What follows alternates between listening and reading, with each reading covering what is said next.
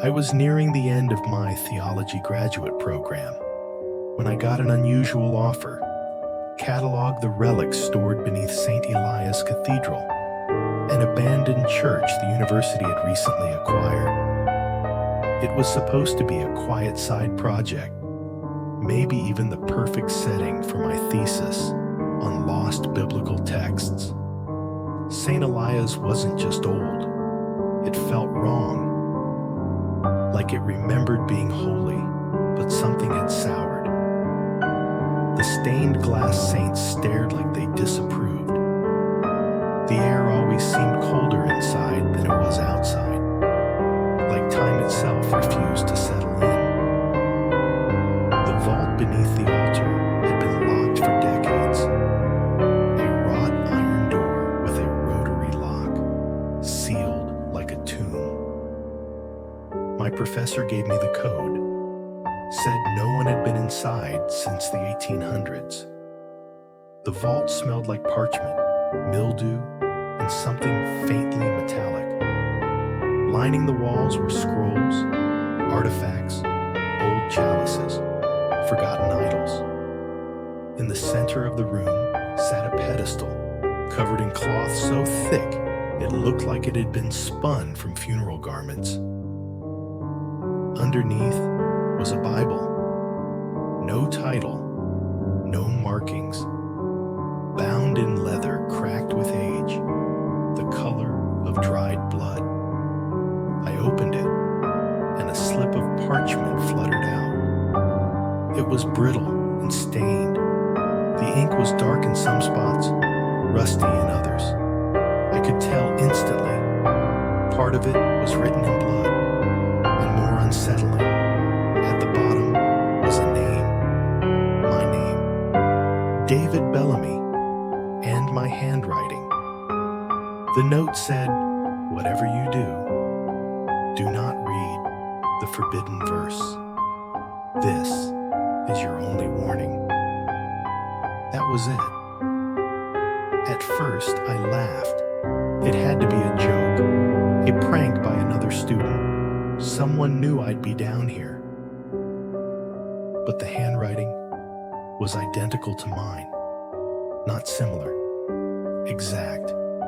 The way I cross my T's. The way I curl the D in David. It wasn't a copy. It was me. Still, curiosity's a cruel thing. I searched the Bible. Most of it was standard scripture. Some sections were in Latin, others Greek. And then I found it.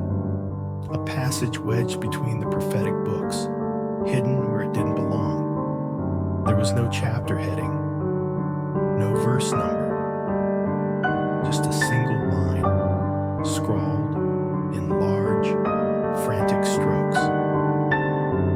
"You've already disobeyed." After that, everything shifted. The next morning, I woke in my apartment. Only it wasn't quite my apartment. The layout was slightly wrong. The photos on my wall were unfamiliar. Same people, but in places I've never been. My phone didn't work. My university ID wouldn't scan. The building where my theology classes used to be was now labeled Neural History and Ethics. I asked for Dr. Harrow, my advisor. They told me he died 2 years ago, but I'd just seen him yesterday. I drove back to St. Elias. Maybe I could prove I wasn't crazy. But the church wasn't abandoned anymore. It was pristine, restored, a functioning parish. Except the woman at the front desk said it had never closed. I asked about the vault. She said there was no vault, but I knew the way. I snuck back down, and there it was, the iron door, still sealed. The code worked. Inside, everything was as I'd left it. Same dust, same pedestal, same Bible. I opened it again. This time, where the verse had been, there was a new message. You always come back. The loop wasn't theoretical, it was real.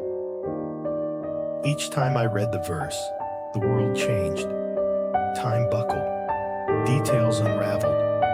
In one version, everyone wore mirrored glasses and no one spoke above a whisper. In another, clocks spun backward and rain fell upward. The only constant was the Bible. I tried to destroy it, burned it. Ash turned back to paper the moment I blinked, tossed it into the river. Next day, it was on my desk. Once I buried it in concrete, I still found it in my backpack the next morning. The dreams began soon after.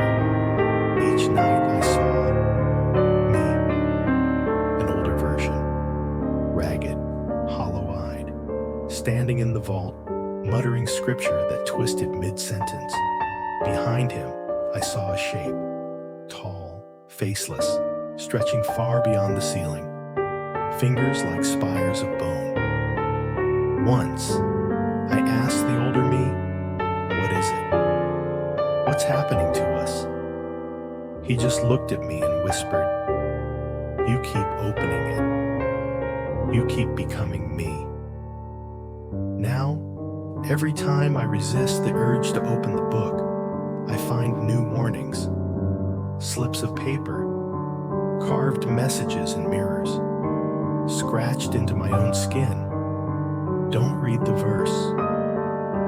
It watches when you do. There is no God here, only memory. I thought about writing a new note and leaving it in the Bible for the next version of me. But I already did that dozens of times. It never works. Because no matter how many times I warn myself, I always open it. Every single time. And every time I do, the verse changes. The last time I read it, it simply said, "You're running out of versions."